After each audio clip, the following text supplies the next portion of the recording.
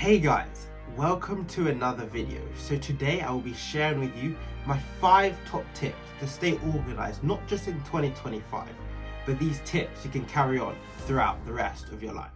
So without further ado, let's get straight into it. So tip number 1 is plan out the day the night before. So before you go to bed, just quickly write down a couple of bullet points of things you need to accomplish the next day.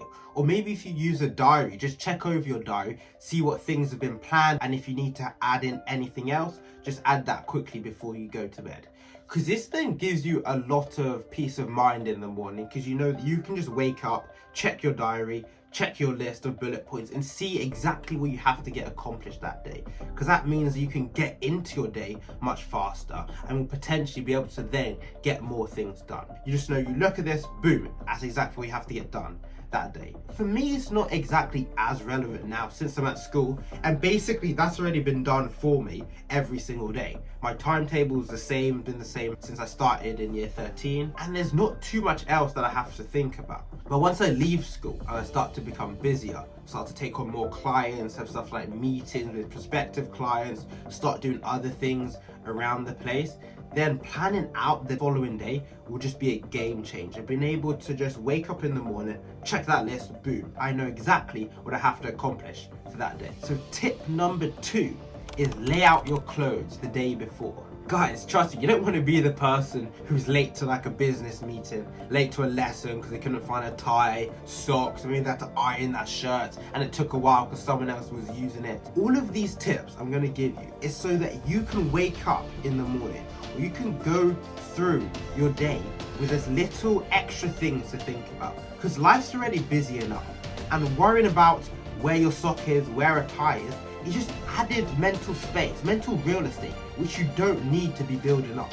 You want to be thinking about the most important things in your day, and trying to find which clothes to wear, I don't think is really one of the things that you need to be worried about in the morning. So just laying them out before gives you peace of mind that you know you wake up, shower, get out the shower, boom, clothes are already there, done. You don't have to think about looking in the wardrobe, trying to find this, trying to find that. Maybe you don't have it, you have to try ask someone else, they're not around. There's just too many extra things which could happen if you're not prepared. Being organized and being prepared, they go hand in hand. The more prepared you are, the more organized you are, I guess the easier you're able to adapt to situations. You don't want to be the person who's late to a meeting, as I said, because being late is quite distasteful, and other people can end up looking down on you because it seems like you don't respect their time. If that business meeting is important, they're trying to give you money to start up your business or whatever, then that's not a good first impression that you're gonna have. So you want to be prepared. Have all your clothes laid out, and if you're going to the gym or something, just have that out as well, or maybe put that in a bag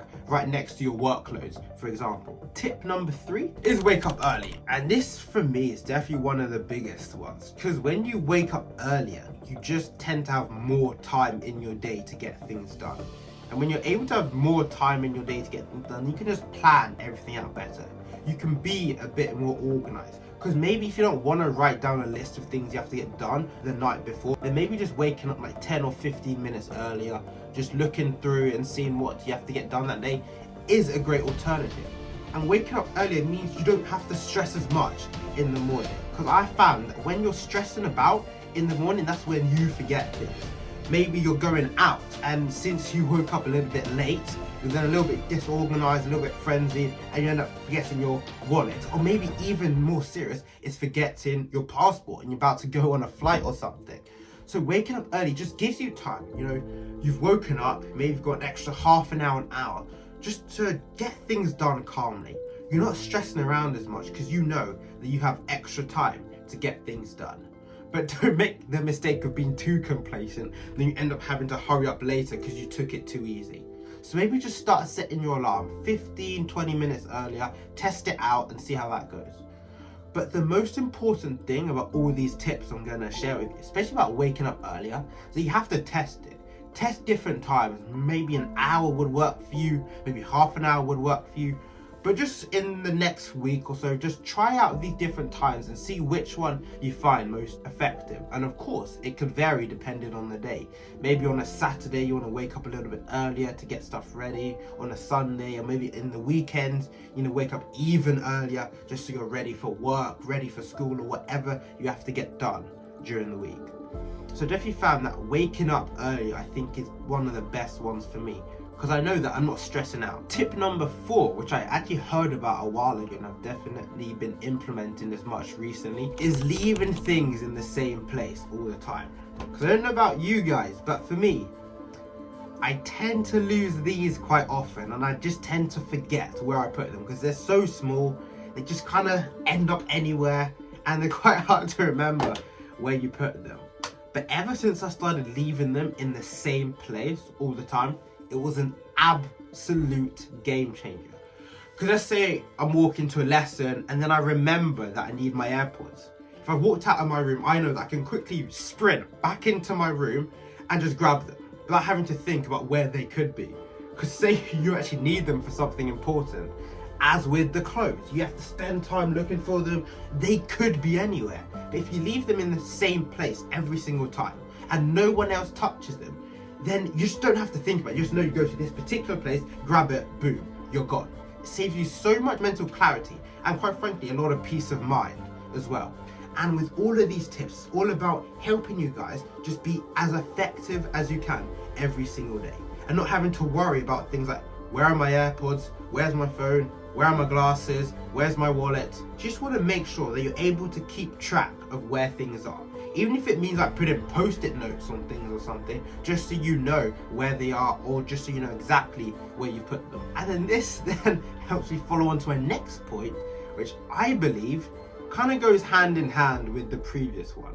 And this is having less things. Because the more things you have, the harder it is to keep a track of everything. Let's say you're dealing with £100. Let's say you spend that in a month. It's much easier to keep a track of everything you've spent that £100 on. But you start to scale that up and you see where I'm going. £100 and keeping a track of that is completely different to a business trying to manage hundreds of millions. And that's where you hear stories of employees, assistants or whatever, being able to quickly scoot £100, £1,000 every single month. Because when you're operating with hundreds of millions, then it's much harder to keep a track of everything. And that's same in your own life. Maybe you got loads of clothes, or you just have lots of anything. The more of them that you have, the harder it is to keep a track of every single one of them. And that's why I kind of advocate for just starting off with a little. And if you have a lot, just try to scale down, declutter, spend an afternoon just going through all of your things and only keeping the very important things. And once you're able to effectively manage and keep a track of all of those, then you can start building up. Then you can start scaling up. Because going from just 0 to 100 very quickly is not effective. Because you want to have all of the systems and processes in place to manage a small thing that you'll be able to implement and maybe slightly tweak if you need to as you start managing more and more things. And this will just help you be organized on a completely different level. And other people actually notice and will probably ask for your advice on it. How are you able to manage these hundreds of millions? How are you able to manage all of these employees? How are you able, if you run a car business, for example, how are you able to manage exactly where all these cars are going, who they're going to? And you'll be able to tell them. It's because I learned how to manage only one car, only one employee. I learned how to manage £100 effectively, and then I just use those systems, use those processes, and just scaled it up to where I am today.